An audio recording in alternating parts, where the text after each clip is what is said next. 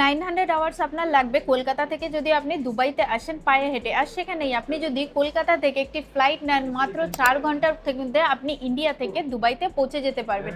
এবার আপনি যদি এতটাই স্মার্ট হয়ে থাকেন তাহলে আপনি একজন স্মার্ট ইনভেস্টারও হবেন। আপনি যদি একজন স্মার্ট ইনভেস্টার হয়ে থাকেন, আপনি ইন্ডিয়াতে ইনভেস্ট করা ছাড়ে আপনি দুবাইতে ইনভেস্টমেন্ট করবেন যদি আপনার কাছে থাকে 5 কোটি টাকা। এবার এই 5 কোটি টাকা আপনি যদি ইন্ডিয়াতে ইনভেস্ট করেন, আপনি এখান থেকে যে বছরের রেন্ট পেয়ে যাবেন সেটা হচ্ছে আপনার 20 থেকে 25 লাখ ইয়ারলি।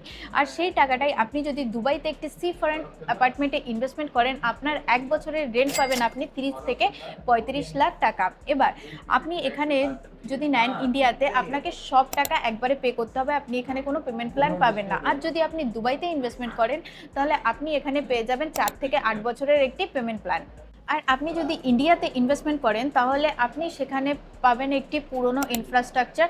আর আপনি যদি সেটাই আপনি দুবাইতে ইনভেস্ট করেন তাহলে এখানে আপনি পেয়ে যাচ্ছেন মডার্ন ইনফ্রাস্ট্রাকচার, তার সাথে আপনি পেয়ে যাচ্ছেন আপনার ফ্যামিলির জন্য ফুল সেফটি। আর আপনি যদি ইন্ডিয়াতে ইনভেস্টমেন্ট করেন তাহলে আপনি ইন্ডিয়াতে যে রেন্ট পাবেন আপনার প্রপার্টি থাকে সেখানে আপনাকে ট্যাক্স পে করতে হবে, এবং আপনি যদি আপনার প্রপার্টিটা রিসেল করেন সেখানেও কিন্তু আপনাকে ট্যাক্স পে করতে হবে। আর সেটাই আপনি যদি দুবাইতে ইনভেস্টমেন্ট করেন তাহলে এখানে কিন্তু আপনাকে কোনো রকমের কোনো ট্যাক্স পে করতে হচ্ছে না। তাহলে আপনি যদি দুবাইতে ইনভেস্টমেন্টের এরকম অপরচুনিটি সম্পর্কে আরও বিস্তারিত জানতে চান তাহলে এখনই আমার সাথে যোগাযোগ করুন।